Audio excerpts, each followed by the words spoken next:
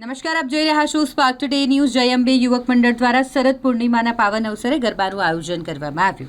ગોમતીપુરા ગાજરાવાડી વિસ્તારમાં સ્થિત જય અંબે યુવક મંડળ છેલ્લા 22 વર્ષથી સતત નવરાત્રી મહોત્સવ ઉત્સાહભેર આયોજિત કરે છે. ગરબા રમાડવામાં આવે છે. પરંપરા મુજબ શરદ પૂર્ણિમાના દિવસે પણ ગરબાનું વિશેષ આયોજન કરવામાં આવ્યું.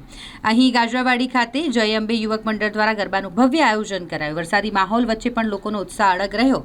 યુવાનો, વડીલો, બાળકો સૌ કોઈ હાથમાં છત્રી લઈને પણ ચાલુ વરસાદે ઉમંગભેર ગરબા રમ્યા.